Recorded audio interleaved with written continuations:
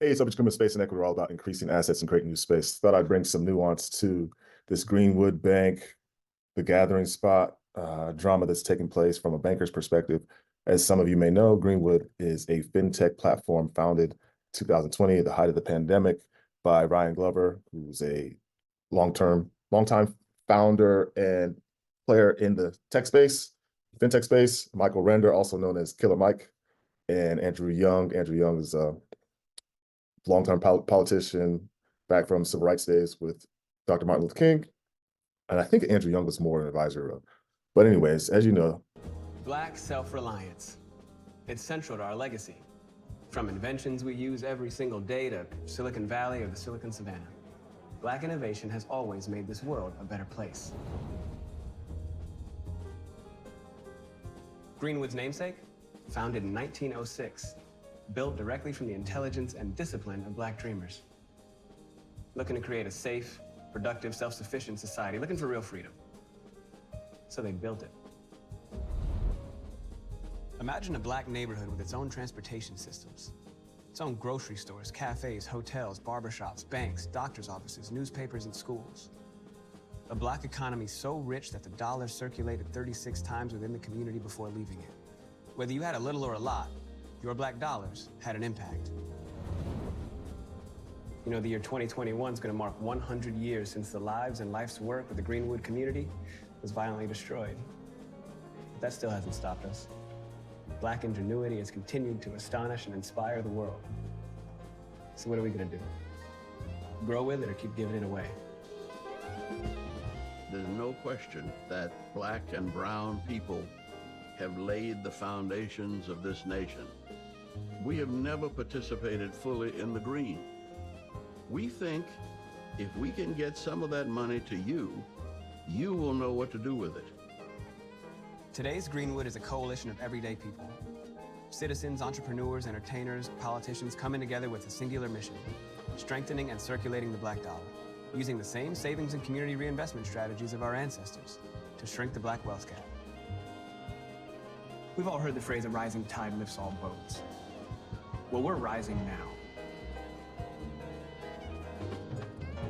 Are you ready to live out your ancestors' wildest dreams?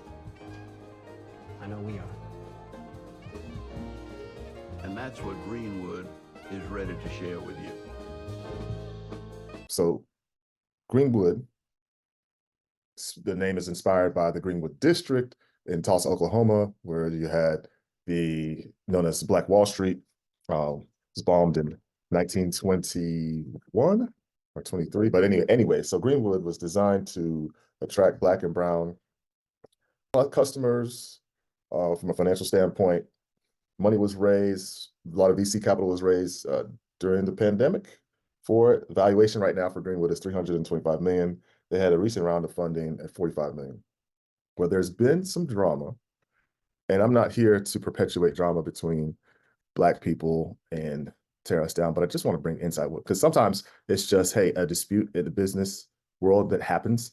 People have certain expectations and things don't align with one another's expectations based on whatever transpired. So let's talk this thing through. If I can get a full screen version.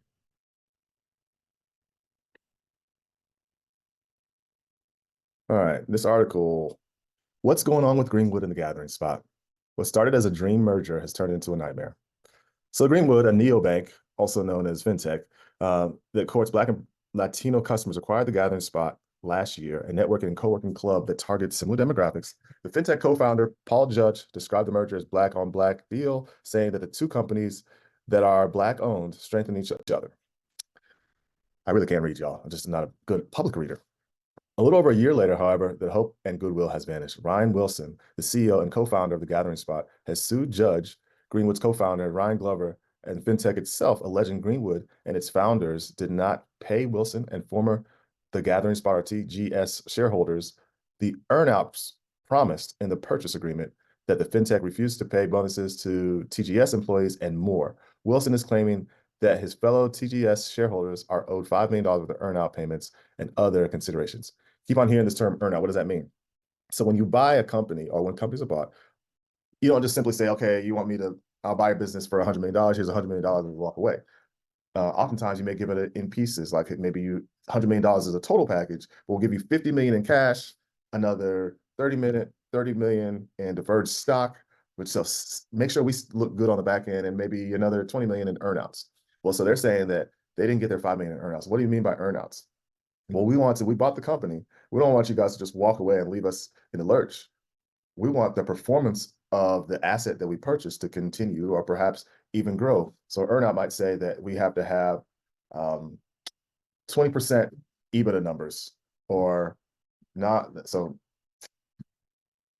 net operating income of a certain figure. And if we get to that figure, if we get to that percentage or threshold, then you get this $5 million. Well, they're alleging in the lawsuit that threshold was met, but they weren't paid. Greenwood has countersued. In turn, Greenwood has denied the claims, and in its countersuit alleged that TGS founders misrepresented their finances. Do you need a business plan put together? Do you want to study an industry so you can purchase an existing business to add to your portfolio, to vertically integrate the business you already have? Or are you a corporate entrepreneur who wants additional streams of income that doesn't require all of your time and efforts, but the capital resources that you've gained? Well, we can help you do that. How do we do that? Well, with 20 years of banking experience, we can help on the financing side through the traditional bank, the non-traditional capital resources, and through equity. Reach out to us at 214-251-4786, 214-251-4786 for a consultation, or you can reach out at contactobi.com or our website, spaceequitycorp.com. We believe when you have the right team, you come correct and they can't stop you. Let us help you with their finances, which led to unforeseen obligations over 27 million. Well, what do you mean? It's like how do you mislead when you have a statement? Well, let's say they had audited financials, which is an accounting term for very well scrutinized, the heaviest level of scrutinized financials, which is probably the case in an acquisition of this side.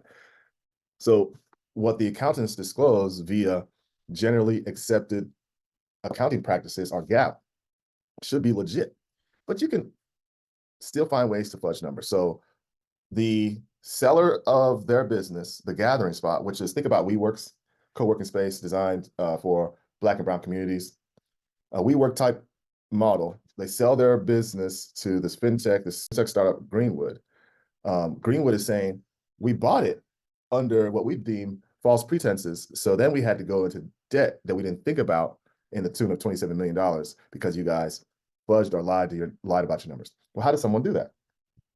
There's multiple ways. Maybe in the disclosure documents, they didn't share some key evidence. I'll give you an example. We're purchasers of a franchise called Scooter's Coffee. Our franchise disclosure indicated that the average store's first month of revenue was 83,000. We never saw 83,000. Our first month of revenue was 53,000. What we deemed, now we just lost. However, what we think is that some of the numbers that, while true, were inflated by the pandemic. I mean, during the pandemic, people, for health reasons, for safety reasons, weren't going into restaurants, but they would do drive-through. Scooters has a model that is a drive-through concept with a kiosk. And so we could argue that, hey, we bought into the franchise under the premise that stores were doing $83,000 a month in their first month. Unfortunately, what we were reviewing in the franchise disclosure document were numbers from 2020, which were inflated perhaps by the pandemic itself. So I don't know the details behind the alleged misrepresentation that Greenwood is claiming on the Gathering Spot, but that's an example of, while the numbers were true, if you take out the situation, this unique event called a pandemic, maybe those numbers aren't as high. And Greenwood is saying, based on what you guys shared with us or manipulated us, if you will, we thought we had this, and it turns out we had that, and that cost us an additional $27 million that we didn't consider. Wilson of the Gathering Spot has declined to comment. Glover and Judge did not respond to requests for comments. So both sides, the Gathering Spot's leadership and the Greenwood side, are both claiming, are not responding to this article that is talking about said beef. Moreover, Greenwood reportedly revealed over the weekend that the Gathering TGS co-founder TK Peterson is leaving the company and his role as COO, Chief Operating Officer of TGS. Soon after, Greenwood announced the hiring of Mike McCloskey as Chief Financial Officer. Now, this is where my interest peaked. All right. So I'm watching Karen Hunter show. By the way, I love Karen Hunter and what she did, as continues to do with, what's that professor's name that reads has a big library behind him and all those books. It's really going to bother me. Anyways, so I'm watching Karen Hunter discuss this specific activity, and that's where I'm going to come in and talk about, because she had a guest on her show, one of her podcasts. She has so many podcasts, but one of her podcasts that I follow, and they essentially said that, hey, we got all excited about Greenwood, and still they did not disparage any of the founders. They spoke highly of Killer Mike, spoke highly of Ryan Glover, but their concern was, hey, Black capitalism is still in fact capitalism, and we got all excited about Greenwood, the concept of reestablishing Black Wall Street, and she even prefaced that she's in partnership with One United Bank. And they say, why take your fintech platform, Black-owned fintech platform, and take it to a white bank? This is where I want to come in and just give some nuance or insight. So, One United Bank happens to be the largest Black-owned bank in the United States. I think there's only like 16 or 17 Black-owned banks in the United States. One United is the largest. And when we say largest, we're talking about size of assets under management. So for a bank, the assets under management are the loans. Those are generating asset. The liability is actually the deposits for the clients. That's why we have to insure it, because we leverage the clients' deposits. Nevertheless, One United is the largest of all the Black-owned banks, and it's a $1 billion asset under management bank. Most banks, the average bank's return on assets is about 1.17%. So if we take One United, for instance, if One United has an asset value or total asset value of $1 billion, based on the average return on assets, that means what you make, 1.17% of all the assets you own on an annual basis, that would be around 11.7 million for One United Bank.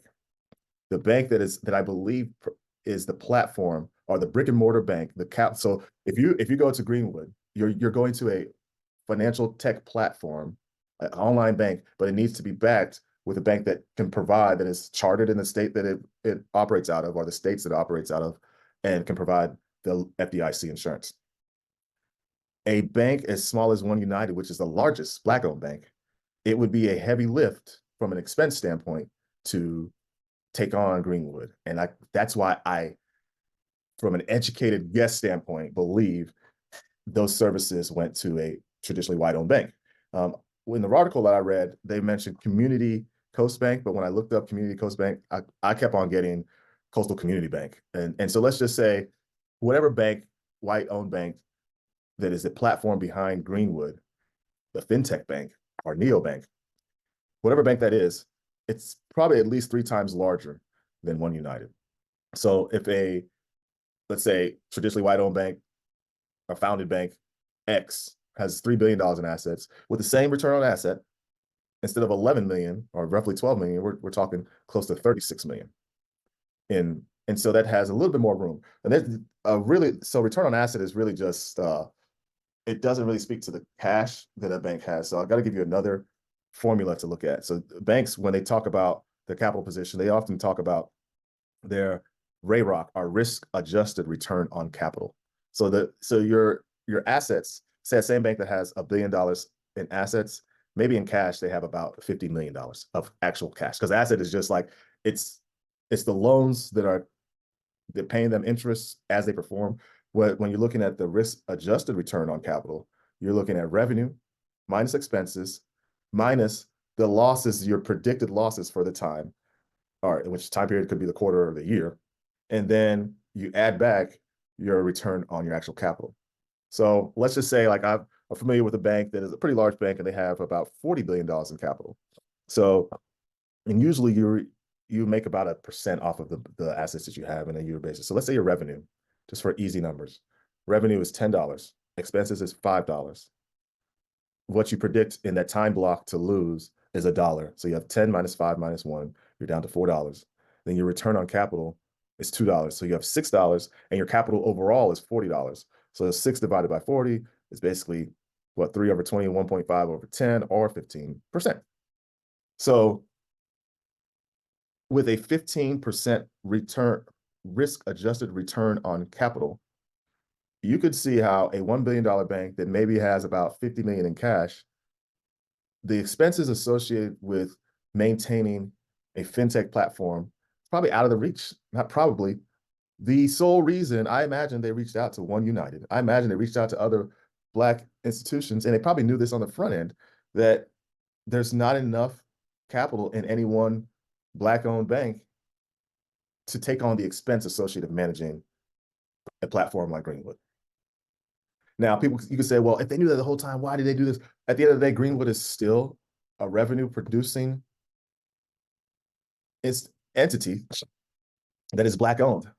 You know, you ask, well, if you're going to do business with Black people, you're going to do business, you need to do business with Black people. Who's to say they're not doing business with Black people? And what I would venture to say is take any Black owned business and then tell me how many degrees before you get to white money being involved.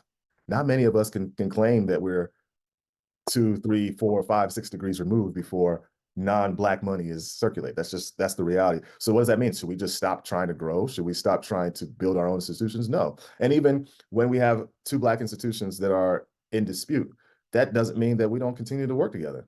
You know how many white institutions, how many Hispanic institutions, how many Chinese American institutions dispute one another, or just that's so I hate the fact that I don't think we should unnecessarily highlight our disdain or our, I would say, misgivings with one another or distrust. In this case, both sides feel like they were cheated or duped, but it doesn't mean that Black-owned businesses shouldn't do business with one another, because I could probably find 1,000 of these type of disputes amongst business owned that are not owned by us. But I just wanted to bring some nuance to the table on this. You know, we're excited in the pandemic about this endeavor. Greenwood is not over. This is not the end of Greenwood. Yes, Greenwood is FDIC backed by a traditionally white-owned bank, but that's more to do with the size and scope to manage the expenses. And that was always going to be the case until we build more things together, until we build more. So don't throw the baby out with the bathwater, which is what I'm seeing on social media. Like, man, we can't ever get along. We're doing people wrong. They're doing business.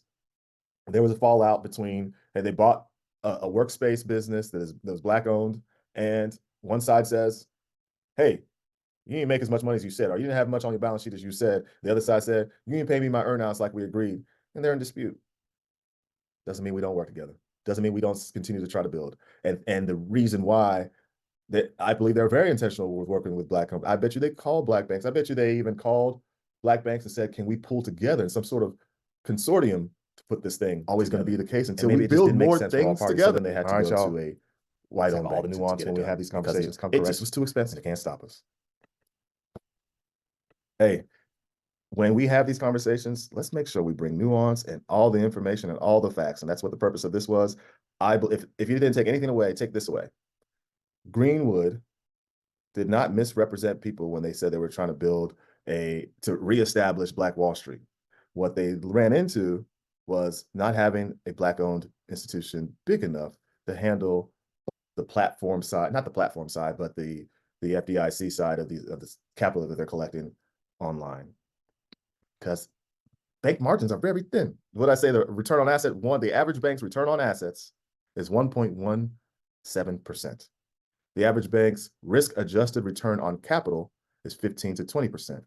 And so a bank that has $1 billion in assets does not have $1 billion in cash. A bank that has $1 billion in assets does not have $1 billion in cash. Remember, the cash that they have, or your depositors' money, is a liability. So bank like a One United has $1 billion in assets, meaning loans. Maybe One United has, let's say One United, and I don't know this number, I should have looked it up. Let's say One United has $800 million in liabilities. That means bank deposits from people like you and me, $800 million, and $1 billion in assets or loans. That 800 is not their money. That is the money that they leverage for their loans. They have to have at least a 10% reserve on that. But that 800 is not their money. Maybe their money is 50 million. The 50 million is the capital that is used to determine the ROC. So you're saying 15 to 20% return on capital on 50 million. $1 billion bank, and these are not real numbers. Now, the billion in assets is pretty accurate for One United. What they have in depositors, I don't know that number. I hadn't looked, but let's say it's around the 700 or 800 realm. 800 is not their money. That's their depositors' money. That's FDIC insured up to 250,000. And footnote, a husband and wife can insure up to $1.25 million in one bank. How do you do that? The wife has an individual account with her tax ID. That's $250,000. The husband has an individual account with his tax ID. That's $250,000. The husband creates a beneficiary account. Let's say it's his wife or his kids. Same tax ID, but a beneficiary account. That's a different distinction. So that's another $250,000 in insurance. The wife creates a beneficiary account. Different distinction. Same tax ID. That's another $250,000. And then the joint account. So you have a joint with survivorship, husband and wife, individual, beneficiary. One household, 1.25 million. And I say that because people think about FDIC insurance. You can expand your FDIC insurance within one institution by how you designate the accounts. That's a side note. What I was really leaning towards was the 50 million is the actual cash, perhaps, that a bank like One United may have. Let's say that's even 100 million. Let's say that's 200 million. 200 million in capital, 15% of that 200 million, $30 million. So at 10% is $20 million. Half of that is $10 million. Yeah, $30 million. That's not, bank margins are tight. Bank margins are tight. That means what they have to use is less than what you, so if we said that Greenwood has a valuation of 325 million. That's definitely likely more. Capital, meaning the actual cash that the bank owns, it's probably more than One United has. So the expense, again, the expense of managing a fintech platform like Greenwood that has raised a lot of capital, has a 325 million valuation, which is over 30% of the value of said One United bank. One United is too small to manage a platform. All right, y'all. Let's have all the nuance when we have these conversations come correct, and they can't stop us.